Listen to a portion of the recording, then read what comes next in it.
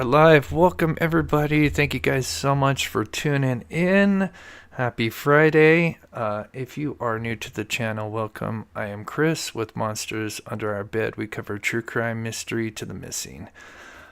Before we get started talking about Caleb Harris's disappearance, we always like to get back by featuring the missing. And today we have Andrea Nabel. She went missing August 13th of 2019 from Louisville, Kentucky. Just 41 years old, 5'7", 190 pounds, brown blonde hair, hazel eyes. There is a reward. I've seen $5,000 up to $10,000. I'm not sure if it's kind of fluctuated, but if you have any information regarding her whereabouts or have any information regarding her case, you can call 502-574-7120. And then just real quickly, as many of you guys know, we have been going out searching for Aiden Cloon. We recently found his shoes, which was a huge find. It's the first physical evidence that has ever been found in the 2 years since he went missing. And we have been out there searching diligently, relentlessly, tirelessly. But unfortunately, it costs a lot. But we know that we can bring him home, and we will talk about his case towards the end of the show and show you guys how much progress we have done, and believe it's only a matter of a couple of more trips before we find answers and hopefully bring him home. But again, it's been really tough, and it is expensive going out there, and any support, donations and stuff like that would be amazing, and will go towards those efforts. I do have a GoFundMe that I set up because, unfortunately, I've been putting a lot of my own money into this trip, and especially since we found his shoes, we were really sure that we would find some kind of remains or something shortly after, but it's taken us 2 years to find the shoes. I figure it's going to take us a little bit more to find Aiden, but we do believe there's a good possibility he's out there, especially after finding his shoes. But we'll talk about that more at the end of the show. But of course, we're going to talk about Caleb Harris. And again, for those that are all tuning in, thank you so much for taking the time out of your day to watch the show. If you haven't already, please hit that like button. I will quickly play a recap video of Caleb Harris's story for those that are not familiar, and then we'll talk about the updates. And there's also a case. There's actually two cases that were kind of similar to this case that are kind of wild that has also been brought up. And then I've had many people email me, a couple like engineers sent me emails kind of explaining how the lift system works. Very interesting stuff. And so I found some videos kind of explaining how everything works. I tried to do it last live stream, but the video I found had like copyrighted music. So I found a much better video explaining everything along with the emails that I've got. So I will quickly just play a recap for his story for anybody that's not familiar, and then we'll get into the latest and go from there. Caleb Harris, a 21-year-old college student out of Corpis Christi, Texas, went missing on the early hours of March 4th, sometime just before 3 a.m. He just vanished. He was last seen with his roommates, caught on this ring cam, walking their new dog. This was taken at approximately 1 a.m. in the morning. Shortly later, Caleb Harris would order Uber Eats at 2:45 a.m. along with Snapchatting with his sister. Then after that, he sent his final Snapchat picture, which was received by his friend at 3:03 a.m., which shows a foggy picture of a bridge which was taken just outside his apartment complex located here. The next day, the roommate awoke to find that Caleb Harris was missing and that his Uber Eats order was still sitting outside. So what actually happened to Caleb Harris? And more importantly, what is this new lead that law enforcement allegedly has? First, we need to go back to the timeline and take a closer look as they learned Caleb Harris's phone went dark at 2:58 a.m. This time is crucial as this means this photo that Caleb took had to have been taken just before 2:58 a.m., meaning sometime between ordering Uber Eats at 2:45 a.m. and 2:58 a.m. when his phone went dark, something terrible happened to Caleb Harris. Jennifer Coffindaffer, who is a former FBI agent, has been covering this case and has been speaking with the family and doing many interviews. Although it's been nearly 3 months since Caleb's disappearance and no major developments in the case, it has not gone cold. According to Coffindaffer, in her latest interview, it seems law enforcement has a lead, and if by chance that lead doesn't pan out, they will release some kind of details to the public. Is getting to a point that they do have some direction on where they're looking and what they're looking at. And so they're not at a brick wall yet, but the minute they get to a brick wall, they are going to make a release of information when they think they're at the point that it's going to help the case. And they don't think that right now. They don't think that what they're sitting on and not sharing, it's going to be helpful to share right now. But he wanted to assure everyone in the community. So what could this lead be that law enforcement allegedly has? Many feel like Caleb Harris was abducted by someone, likely with a vehicle. Luckily, there are plenty of street surveillance cameras around in that area, but unfortunately, it was really foggy that night. So it's possible they have surveillance footage of a suspicious vehicle or person, but perhaps it's too difficult to see due to the fog. There's also mention of a Reddit account which was used as like a hookup app. It's rumored an account used by Caleb was using this Reddit app to meet up with somebody that night, but this account has not been verified by the family. Considering Caleb had no wallet, keys, nor shoes, it seems odd that he would leave to meet up with somebody, but it's certainly possible. There's also a hint that this could have been an abduction, as Coffindaffer had Caleb's entire family on and mentioned this. Just wanted to know if we could kind of go around. Jeff, I'm going to start with you. What it is meant to have him gone, and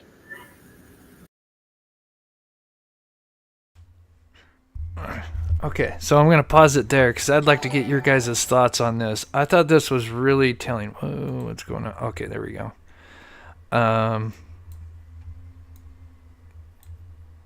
Okay, that's just being weird. I don't know why it's doing that. There we go. Sorry, I'm just trying to resize this. There we go. But what she says here and what she asked the family, I thought was really telling, because obviously it sounds like she knows more than the public does. And, with her other statement earlier saying that that they're not at a brick wall and they have some information, and if they can't figure it out, then they'll release it to the public. So it sounds like she had known something. Now, this interview was like almost a month ago, I think, maybe at least 3 weeks ago. So, I mean, it's kind of older now.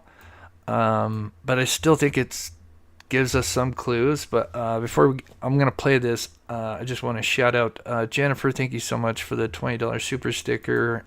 Connie, thank you so much for the $10 super sticker as well. And Cat in the Hat, I love that name. Thank you so much, guys.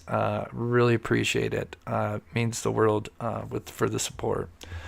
But yeah, I was just curious what you guys think about what she asked the family to do, and it really makes it sound like they had some idea that this was like some kind of abduction, the way what she asked the family here. Any message that you might want to send in case anybody that might be involved in this would be listening. as anybody that would be involved in this is listening. Now, of course, I don't play what they do say because, I mean, it's really terrible. I feel terrible for the family. I can't imagine what they're going through right now. But, you know, they all kind of go one by one and, you know, kind of speak. But for her to ask that, it seems like clearly they have some kind of some kind of evidence, surveillance, whatever, that there was possibly an abduction, foul play, what have you. So Truly now moving heartbreaking on, as it is.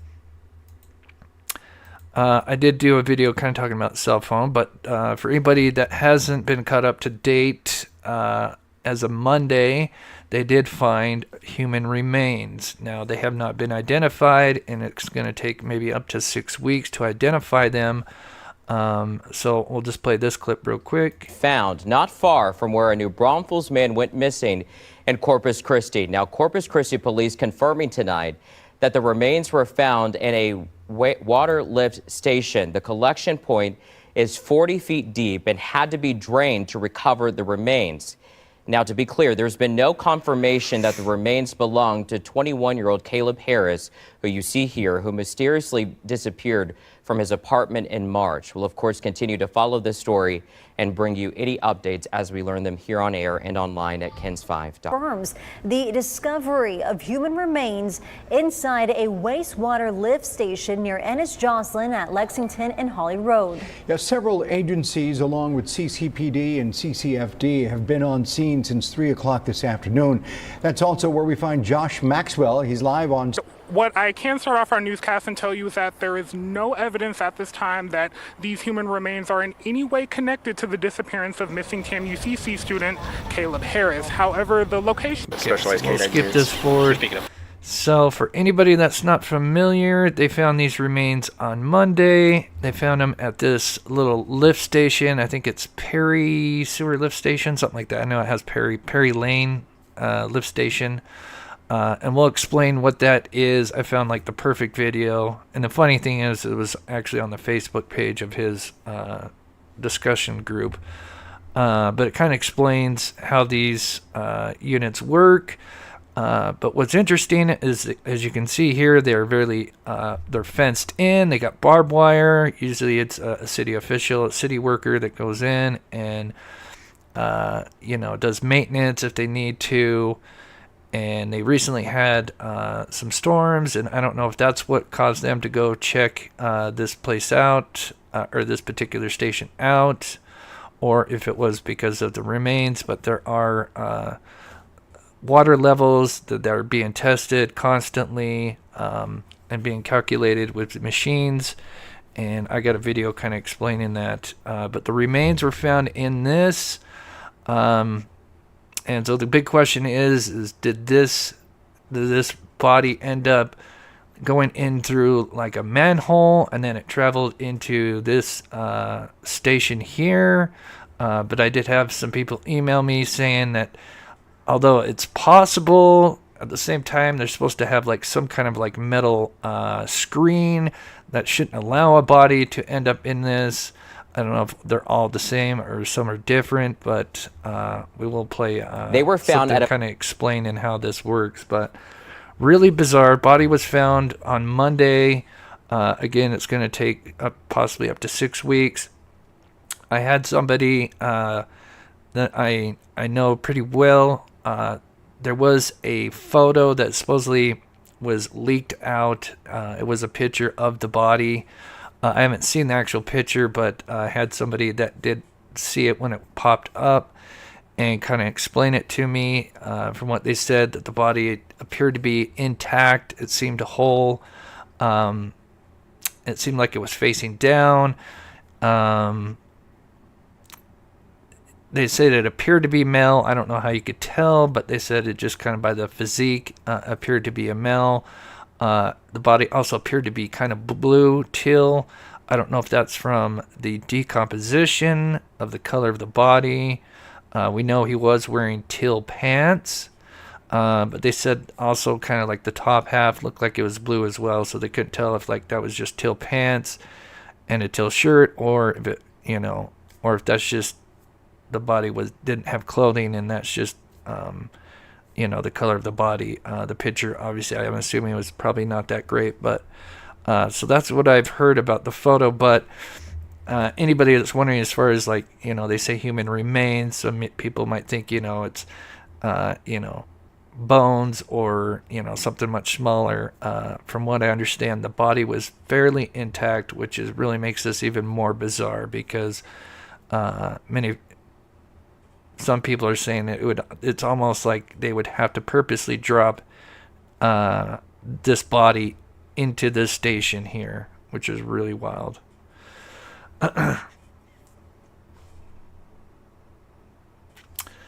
But it was said that a body part was found a few days earlier.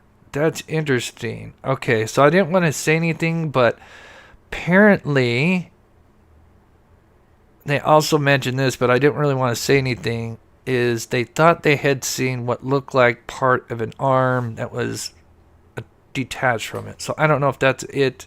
Again, take that all with a grain of salt. We don't know until it's confirmed by the medical examiner. So please take everything I'm saying with a grain of salt and hearsay until something official comes out. A wastewater lift station Monday night. The station is just about a couple of hundred yards away from the apartment belonging to New Braunfels college student Caleb Harris. Harris hasn't been seen since March. The medical examiner is working to identify the remains. We're also learning DNA was sent to the University of North Texas to be tested. Police say they have searched this area many times after Caleb's disappearance, but recent rains may have uncovered the remains. So as far as where he went missing and where the remains are found, for anybody that's newer to this story or hasn't heard the update, what I'm showing on screen here, let me move this over a little bit, is where the substation's at, or the lift station's at. And what you can actually see in that background is actually the Corpis Christi apartments. And then there's a little substation just off here. So as we do an overview here, that's the Corpis Christi apartments. As we do a street view, his last known location was right there by the bridge. And as we look over across the field, there is the lift station. It is literally a half a block away from where he disappeared. So I think the chance of it being Caleb, I would say there's a great possibility. I do find it interesting that Coffin Daffer, and I know some people are not fond of Coffin Daffer. I'm kind of in between when it comes to her, but I do know that she's kind of one of the few that has interviewed the family, so I would think she does know some things.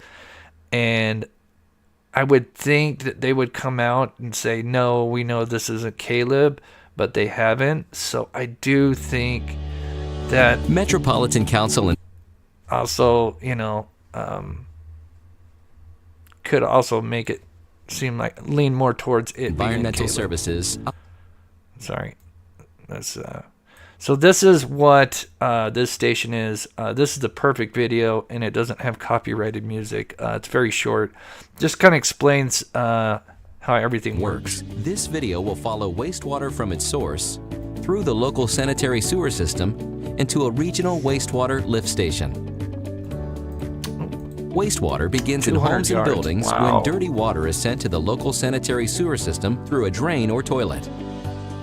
It travels through the underground pipes, usually under the street, until it connects with the large pipes of the regional collection system. And so these things here, as we're looking on the diagram, these would be manholes, like sewers. The wastewater flows downhill until it reaches a low point in the system where it can no longer flow by gravity. Lift stations are installed at these low points so that the flow can be pumped or lifted to higher ground so it can again flow downhill through the wastewater collection system. When the flow reaches the lift station, wastewater collects in an underground tank called a wet well. So I know they just explained why it's called a lift station, but anybody missed it. The reason why it's a lift station is because the gravity brings the sewage water down to this area. This is at its lowest point, and now since the pipeline is now going to be going uphill, since gravity is going to be working against you, now it has lifts, basically pumps that are now going to pump the water or sewage water up to a flat level, and then basically, I don't know, to the next neighborhood or whatever, and then you just, the whole process continues. But apparently the body was found in what's called the well right here. But from what I understand is, from what the engineer was telling me, is that yes, a body can flow through this in certain areas. They believe that usually there's some kind of, if I understand, it's this part here that supposedly is supposed to have like some kind of metal screen on there. I don't know if any engineers watching could agree or let me know if I'm right or wrong, but it sounded like they had mentioned that this is where there's supposed to be some kind of like grate screen before the fluid flows in. So As that's the what wet well makes it kind of fills, weird. sensors measure the water level. Once the water level reaches a certain depth, the pumps inside the lift station turn on and force the wastewater out through a pipeline called a force main. The pumps shown in this lift station are submersible pumps. This is because they are located in the water of the wet well, similar to a sump pump in a home. For larger and more complex lift stations, the pumps are placed in a room separate from the wet well. This allows easier access and maintenance. Lift stations will often have an above-ground structure to house the other equipment needed to operate the system. Placing this equipment above ground allows for easy access for maintenance and repair. Because the wet well environment is so dangerous, access hatches are locked and monitored to prevent unauthorized entry. Once the wastewater is pumped out of the lift station, it continues through the force main. Yeah, I heard that there's a screen, and I'm not sure. I would think maybe it would be placed here. I mean, where else would you have a screen unless you're having a screen that's going... I mean, it makes sense to have some kind of screen that's going from the stuff that's going to be lifted up, obviously. So I'm not sure exactly where this metal screen, but I do... in the email I got, they did say that there's supposedly some metal screen somewhere in this area which would obviously block a human body.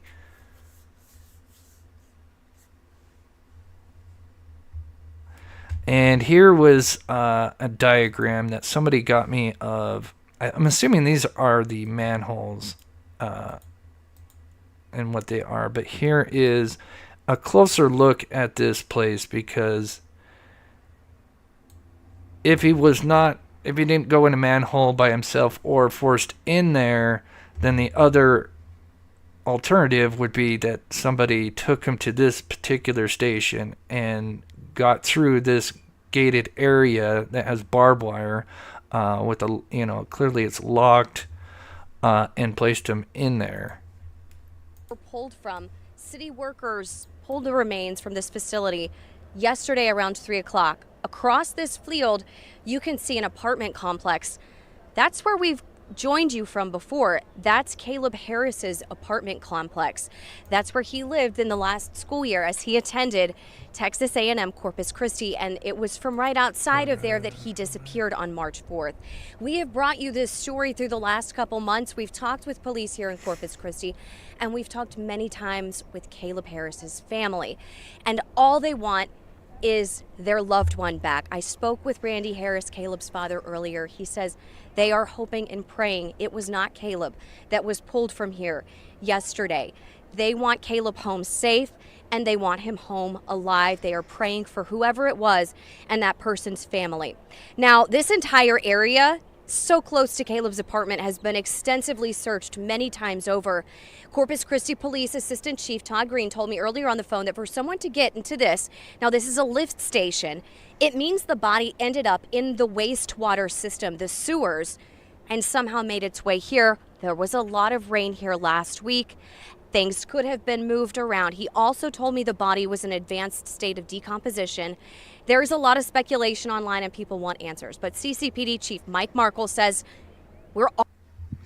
So then there's also mention of the diameters. Usually I think they're like 15 inches, which if you like measure yourself shoulder to shoulder, I mean, you're more kind of like 18 inches, but I'm assuming maybe if a corpse is put down there, that maybe with muscles, perhaps they're more pliable, that a body would manage to get its way through. Again, this is just such a strange place to find a body. But we will talk about, this is not the only time that they have found bodies in a service station, or a lift station, excuse me.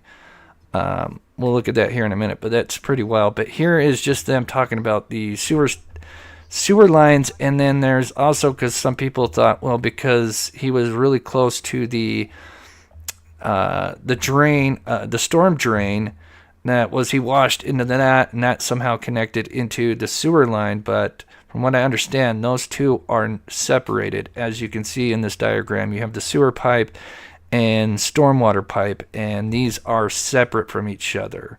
So even though he was last seen by a storm drain, those do not connect into where the remains were found. But here's just kind of a look inside of a manhole, which there's obviously different sizes of manholes, and usually typically have a ladder, and then obviously have, trying to find it here, there's the picture, there we go. So here's just kind of a picture of just the kind of the base of a manhole. I'm sure there's a lot more to it, but as you can see, I'm assuming this is the top, and then where the water would be flowing through, and this would be somewhere 15 to, I think, 32 inches diameter. Again, I'm not an expert in this, so please correct me if I get anything wrong, but this is just kind of the basic base part of a manhole being put in. I'm sure there's a lot more to it. But here is what somebody emailed me. It's a lot. I just wanted to read the one part. So it says the City of Corpus Christi Infrastructure Design Manual requires all wastewater manholes to be 32 inches in diameter, which is interesting. 32 inches, that's, she says, or they, I'm not sure if it's she, says plenty space for a human body. So that is interesting, because we've seen, I think, 15 to 32. So from what they're saying, these are 32 in diameter. There's another important part. If he did fall or was put in an uncovered manhole to flow by gravity to the lift station, the body would have been blocked.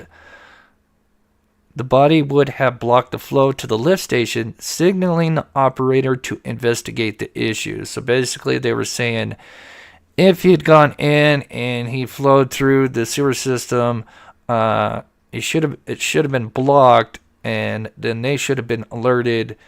You know, if he'd been in there for a long time, they should have been alerted a long time ago that there's something blocking the flow, and they need to investigate. So that just adds more to the mystery of, like, how the heck did he get in there? And it seems like he was more, if it is Caleb, he was recently dumped in there.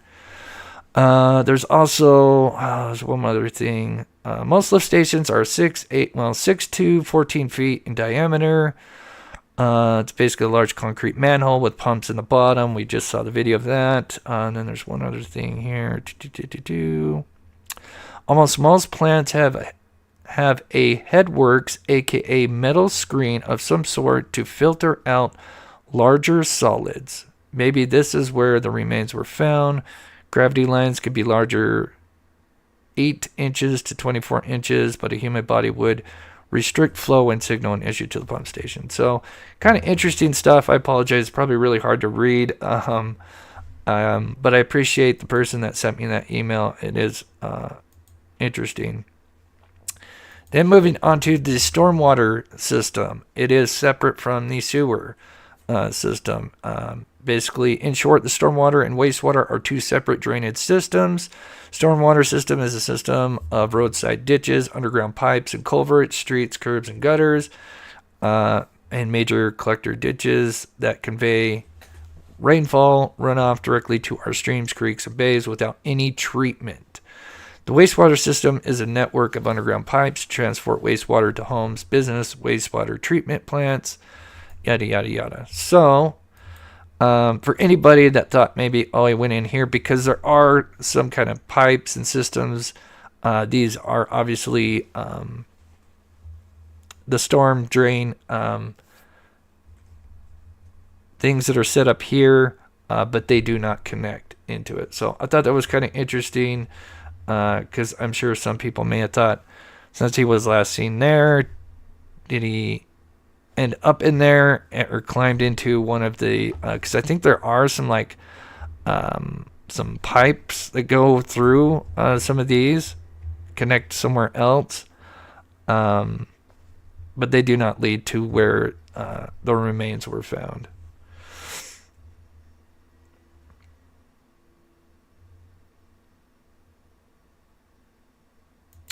Alan says, I think he tried to save an animal or something. I'm not convinced this is a homicide.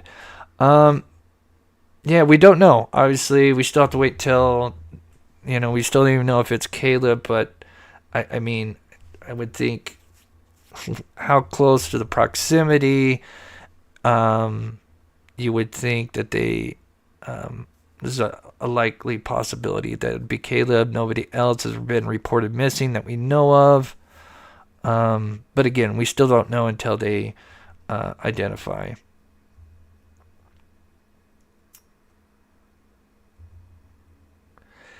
And yeah, as far as manholes, I mean, they are real. I've never opened up a manhole, but from what I understand, they're not easy to open up. And there's a reason why, because they don't want people going into them and getting hurt. So that's another thing, is how the hell did he get into one, unless one was left open, but I doubt that would be the case. You would think they would have seen that when they were searching early on in the first few weeks for Caleb. But this is not the only time it has happened. There are a few other cases where a body has been found, another one in Texas and another one in Oregon. And this one is, let's see, is this the one in Oregon? No, this one's in Texas, Amarillo. So, is this 2019, I think?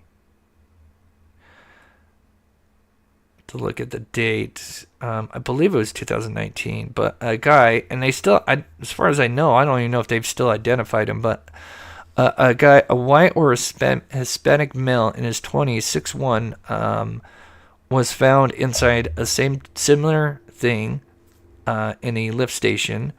He was found wearing Nike Gravity shoes, men's size 12.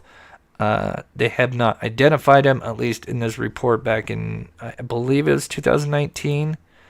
I think I have the report here.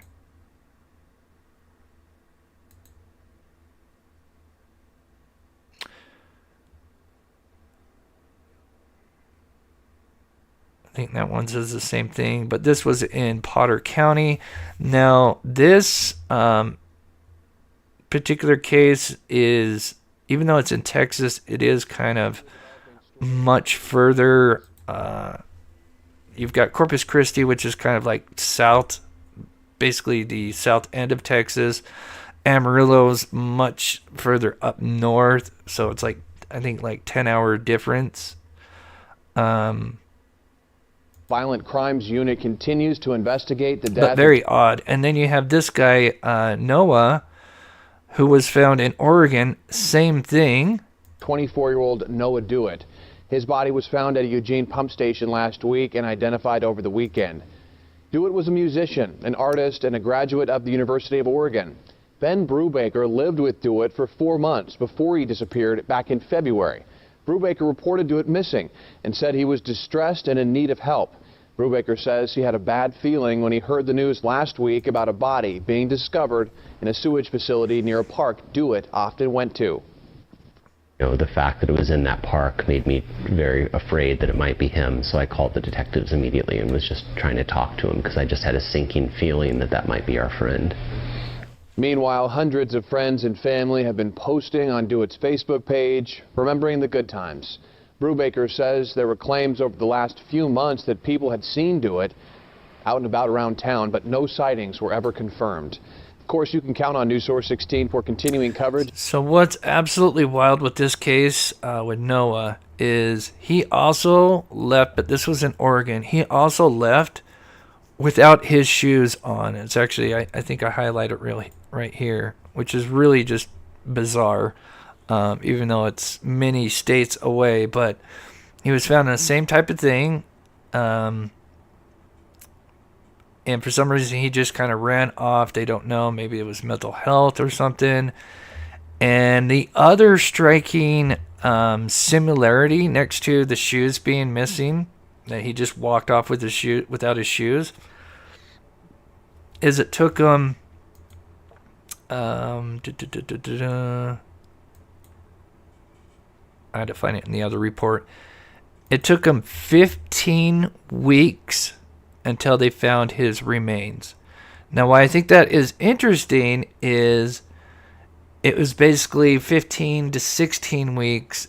Now, we still don't know if this is Caleb, but if it is, it would have been technically 15, 16 weeks since his disappearance, since his till his body was recovered. Again, we still don't know if it's him, but if that's true, could that mean something? Like, could that mean like maybe it takes time for the body to flow through, you know, the sewage system to get into that well service station?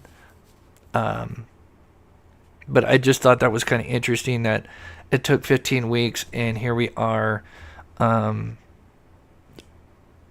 It was March 4th when he went missing, and I think it's either week 15 or week 16. I can't remember exactly, but it's one of the two. So I thought that was kind of interesting, even though I'm still think this is foul play when it comes to his case. But that is bizarre that they found him 15 weeks later. Police chief says it's going to be 4 to 6 weeks before we have any answers. That's how long he expects it to take before these remains are identified. Linda says, I live in Amarillo in Potter County. I don't remember that about the body, but I do remember when a steer had gotten swept down a storm drainage system. They had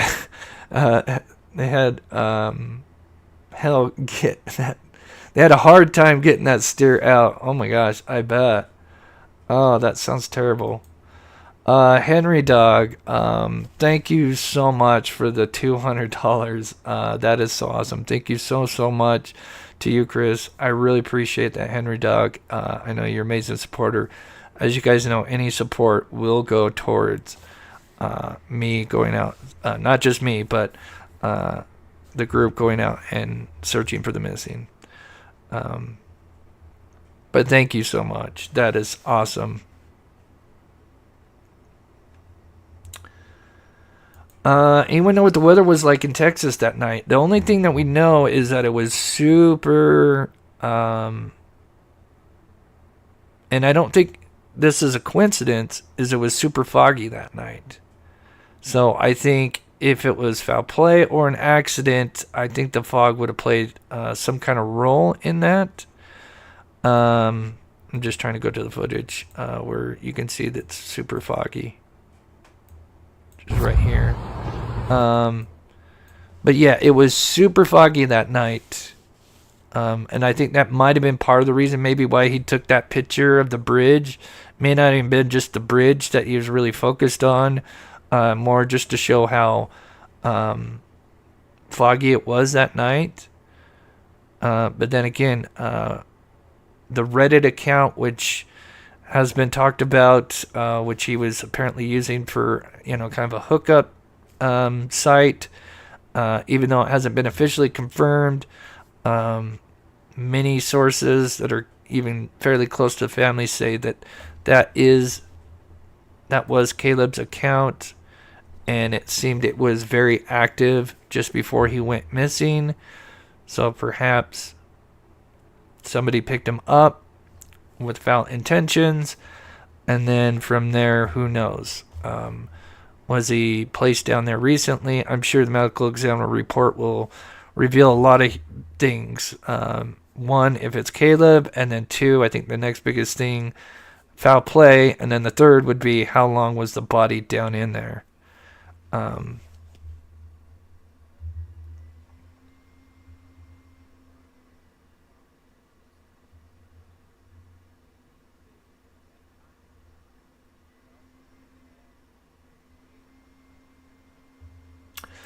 And that accident in the background, was there truly one? Yeah, I mean, it wasn't really a bad accident. I think it was just kind of a fender bender type thing, like no one hurt. The guy that was filming, his car was involved. His car's just off the road a bit, and it did happen very close to where he went missing. I don't know if there was any relation. I in the earlier days, I thought maybe it's possible Caleb might have heard that and tried to maybe assist, and then something happened. But yeah, that happened, I want to say sometime between 3 a.m. and 5 a.m., I think. And that happened somewhere on this interstate, not far from where he went missing. I'm not sure exactly, somewhere along here. So, but again, for right now, the body was found right here. Again, you have the storm ditch that runs parallel to that, but again, it does not connect to it. It's a separate entity. There are manholes that people have pointed out. Again, if the manhole was open and he fell in on accident, you would think that in the days searching for him after that, they would have noticed that and been like, oh, hey, there's this manhole that's, the lid's missing or it's off. Boy, we should check down there and see. So, again, I don't think there was any report, although there was somebody claiming that there was a manhole cover off. I don't know. You'd have to take that as hearsay. Another thing is I've seen somebody report, and again, take this with a grain of salt. They claim that a cadaver dog supposedly hit nearby where he went missing. But I think, in my opinion, we know that there were scent dogs. I don't ever remember hearing anything about cadaver dogs, but we know that scent dogs had walked along this street. Maybe they had a scent, but they didn't go very far. But the father says that you can't take too much on that because there were so many people around that they could have tainted the scene, and so any kind of information from the scent dogs you can't really take. You can't put a lot of weight into what any hits or non-hits because the scene was kind of tainted. So, can you get satellite images from the day he went missing on X? What I know, the little bit I know about satellite imagery is that I guess it depends on who's flying above, because you have different satellites, so you have to, again, that's really not my wheelhouse, but it all kind of depends on who's flying above, and then you have to kind of work with them and then hopefully get lucky that it was flying over it at a certain time that he went missing. I don't think that would, although Alan, I definitely love thinking outside the box like that. If it was foggy and at night, I don't think you'd be able to see anything. So I don't think, but yeah. Yeah, like I said, now kind of think about it, there was somebody claiming that supposedly the cadaver dog got a hit close nearby, but I think they're probably just switching up the story of the scent dogs, because I know the scent dogs were out there. The father has talked about that, but he also said that they didn't really get anything, and that was probably because there was just too many people there in the beginning, and kind of, they used the word tainted the site, so.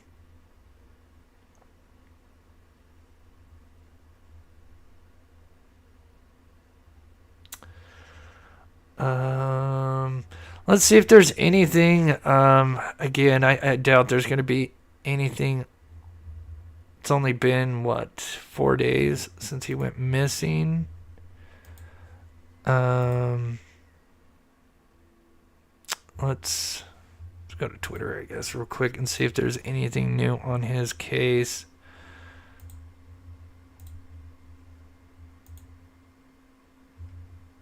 Nothing. Yeah, see this guy here, Matt. Yeah, he says the human remains. Yeah, I think he mentioned something about the scent dog. I think this is a guy. Again, let's see.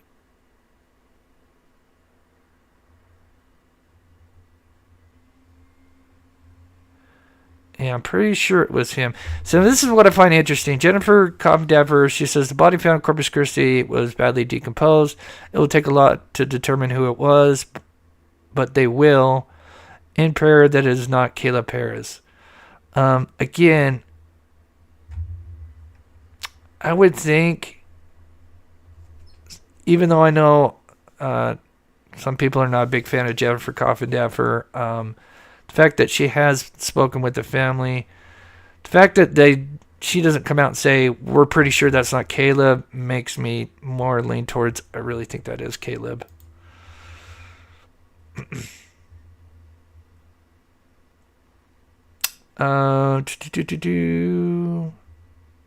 So we'll recap, and then I'm just going to talk a little bit about the search with Aiden real quick before, but if you missed anything, we'll just recap everything.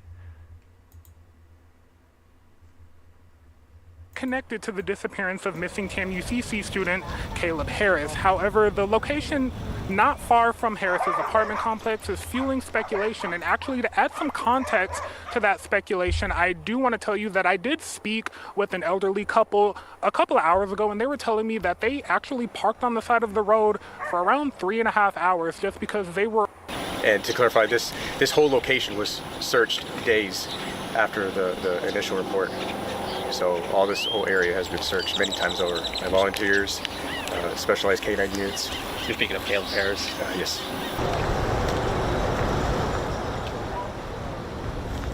Now, CCPD did tell 3 News that medical examiners are on site and will need to assess the scene. And continue in. So just to recap, sorry, I turned that down, but yeah, so they found the body on Monday. It was found in the wheel well. We just kind of went over how all that stuff works. It was kind of fascinating, and I've had some amazing people reach out and really kind of explain how everything works. Again, this is just kind of an example of how it's set up. This is the sewer water system, and his body was literally found in what's called the well of this lift station. What's very disturbing about that is this well station is completely fenced off, has barbed wire, has a lock on it. But the other interesting thing is from what this person was saying, is that they say they usually use bigger diameter pipes. So it is possible that a human could be flowing through this, but they did mention that typically there's some kind of like metal screen that kind of blocks stuff. So, and usually with that, there was blockage, then the system would alert, and then obviously that would alert somebody to come out and check on it. So if his body had been down in there longer than when they had found it, they should have known much sooner. So that's also what makes this just so bizarre, is has he slowly just been traveling down this and eventually went in, or was he placed actually in there and they somehow bypassed, I'm trying to get her report, somehow got through this gated, this heavily gated little, I want to say community, but area right here. So bizarre.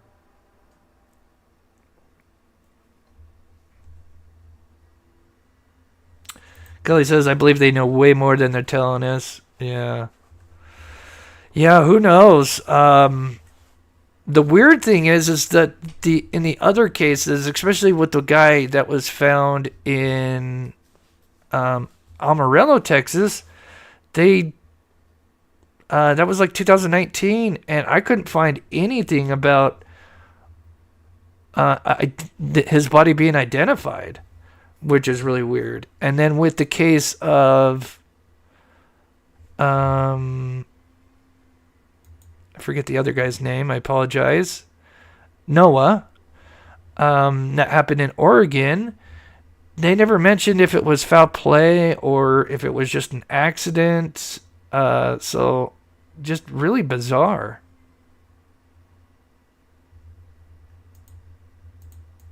Oh, that's stupid. That's weird. So I'm gonna go ahead and maybe in the poll here, but it seems like 70% believe 70% of you guys believe this is Caleb's remains. Again, we don't know, and it's best to wait until we find out, which could take up to 6 weeks. We're almost entering week 1. You would think they could take dental records because it appears that the body was mostly intact, from what I understand. Also, they said they were going to do DNA, so I'm sure obviously DNA would be probably the best situation for that. I don't know why I can't do that.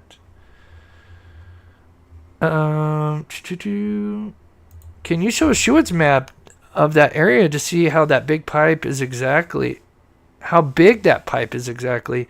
I couldn't find anything like blueprints of that area around there. I'm sure they're out there somewhere. Somebody sent me a blueprint of like the manholes for Corpus Christi, but I couldn't see, not to say they're not out there. I'm sure they are. I just couldn't find anything that had shown blueprints of the pipes and stuff. But from what the engineer had told me is that they usually sounded like bigger diameter pipes. So they said they don't think a body flowing through there is, it's not impossible.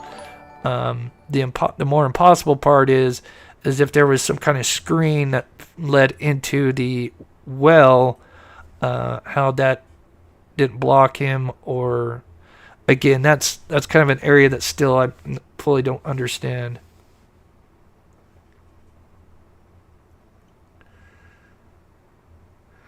Oh, Kelly the OG, I've been a volunteer from the beginning. Oh, yeah, that's right. I've seen you. Where'd you go? Sorry, I had your comment.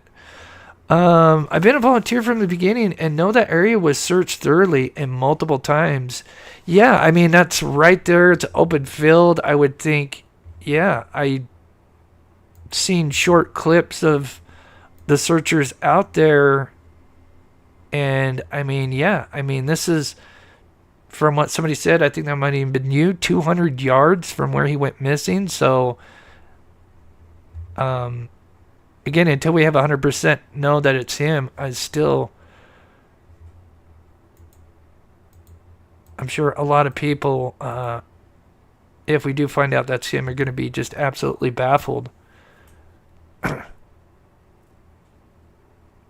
And then the other report that was really weird is that the original report said that the body appeared to have no obvious signs of foul play, but the key word was obvious. So, where is that?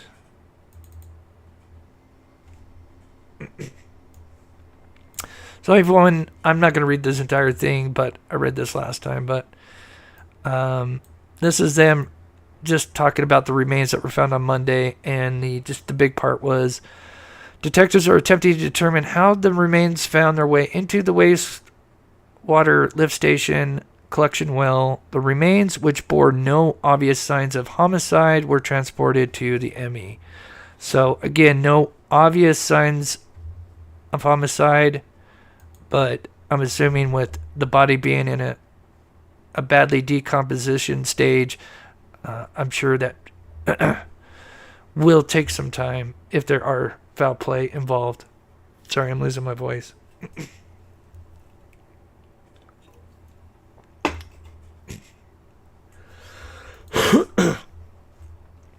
Yeah, it'll be interesting to see. Again, just how did he get in there if it was an accident, though? Like Kelly says, and I don't know if you stated this, Kelly, because was there any manholes that were reported open? That would be interesting.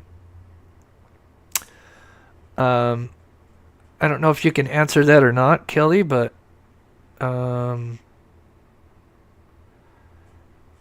because there was a diagram that said that there was like a manhole that was open, but I don't know if that's true or not.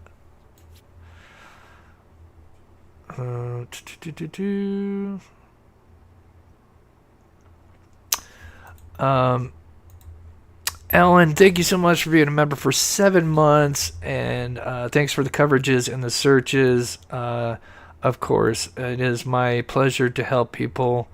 Henry Doug saying happy Friday. Poppy Pop, I love that name. Sorry I missed you earlier. Gifted 1 Mob Crew membership. That is so awesome. I appreciate the support, Poppy Pop, and the gifted membership. That is awesome.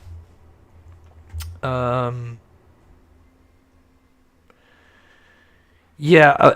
So just one more time, because it does kind of feel icky talking about the remains, but from what I understand is that the person that was kind of describing it to me said that it appeared that maybe the remains was missing part of the arm. The rest looked like it was intact, but I don't know.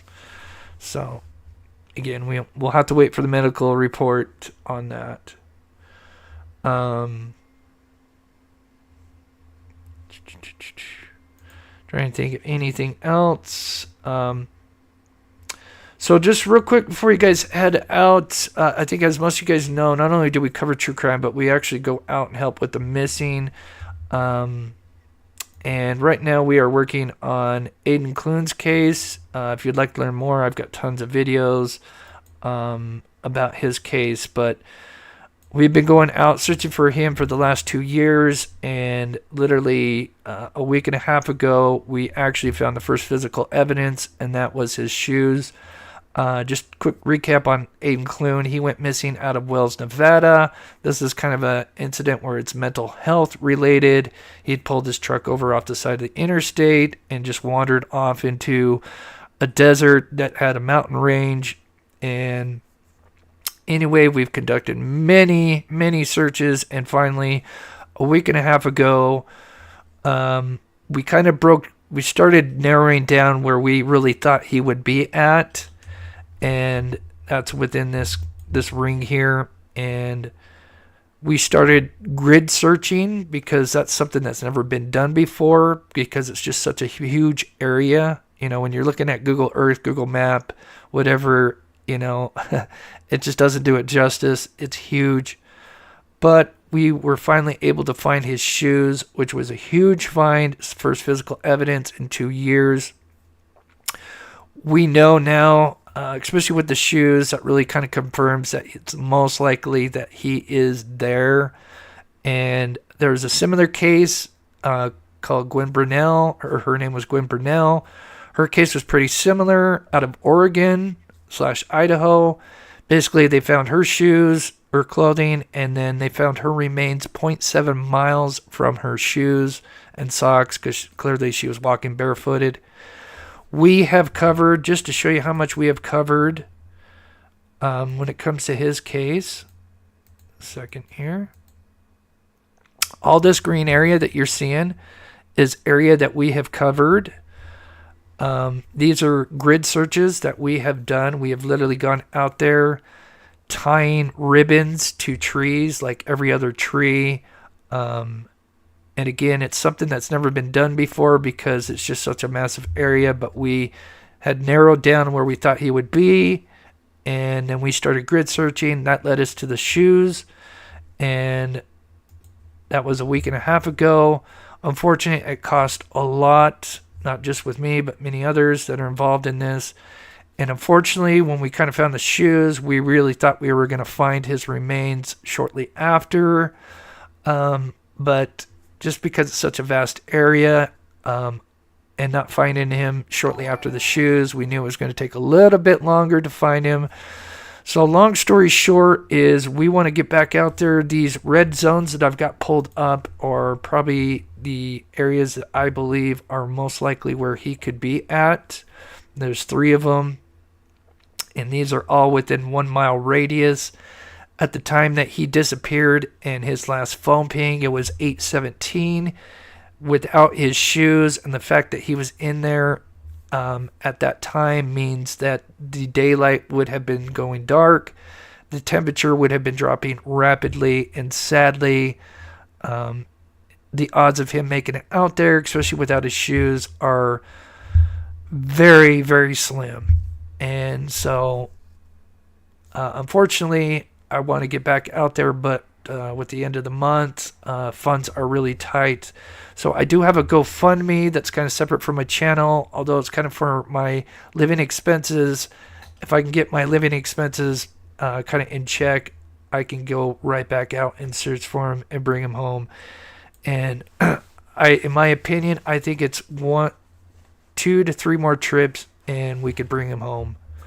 I really believe that. We have covered so much ground and we are close to bringing him home. So again, if you would like to help support that, there's a link, and I can't pin it for some reason, but it's in the description.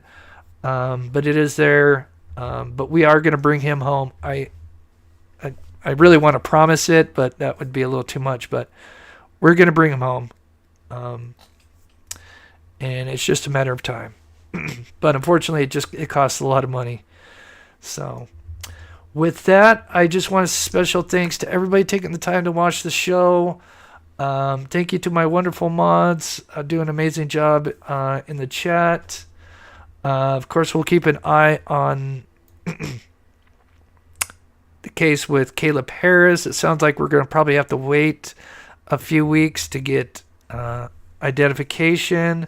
Something tells me if it's going to be foul play, maybe it may take them longer because maybe they'll not only do an ID, but they'll probably even do, obviously, an autopsy, which may take even longer. But I do think it's him, and it sounds like most of the chat does as well. Yeah, we're going to bring him home. Just unfortunately, yeah, it's going to take a little bit more effort, for sure. Yeah, he'll be within a mile of his shoes. Yeah, that's why we use Gwen Brunel's case. Similar cases, talking about similar cases, very similar mental health issues. She abandoned her vehicle. They found her clothing and her shoes, and then they went out there with the drone many months later, found her remains 0.7 miles from her shoes. So we think that'll be the same kind of thing with Aiden Cloon. And again, we're just got to narrow down some of the areas that haven't been cleared. And yeah, So, Alan, thank you so much for the $20 donation. Thank you so much, everybody that has donated and support. And I do get it. It's the end of the month. I know not everybody can donate and all that stuff, but just being here, hitting the like button, watch the show. I appreciate it. For some reason, I cannot get my... Oh, there we go. Okay. For some reason, my thing wasn't working. You did amazing search for Aiden, Chris. Thank you. Yes, and it's not just me. So many people involved. So I do appreciate it. I don't know why I can't pin it at the top. So that's stupid. All right, guys. I hope you guys have a wonderful weekend. For the members, we're gonna have a members live. If the GoFundMe and stuff gets up to, I've got it set. I think at like $4,000, but if I can get it up to $1,000 within a few days, I could probably go right back out in a day or two. We would really like to go out this weekend, because I know it's just going to take a couple more trips before we bring them home. But yeah, so that's where we sit at. Clad, thank you so much for the $10. You guys are so awesome. We love helping the missing. And then the next case that I'm going to hopefully help with is actually Jason Laundrie. That's out in Texas as well. It's not set in stone, but a certain person has possibly invited me to go help with the search team with Jason Laundrie, and I'll bring out my drone. So I'd love to wrap up Aiden Cloon's case, give his mother closure, and then go and help Jason Laundrie in Texas. That's going to be the plan. So... but one step at a time. So I hope you guys have a wonderful weekend. Again, thank you, Clad, and to everybody else, my wonderful mods, thank you so much. Why are these missing people leaving out their shoes and clothes? I think it all depends case to case. Some could be hypothermia. It is a really good question, though. Especially with the shoes. The clothes, usually if it's a bunch of clothes, then it's probably hypothermia. But there are a lot of cases where there's shoes found and remains, and that's it. Really weird. So, yeah. If you follow missing 411, then you probably kind of know what I'm talking about. So. Yeah, it would really be cool to help him as well. So, all right, guys, members, Saturday, if I go out Sunday.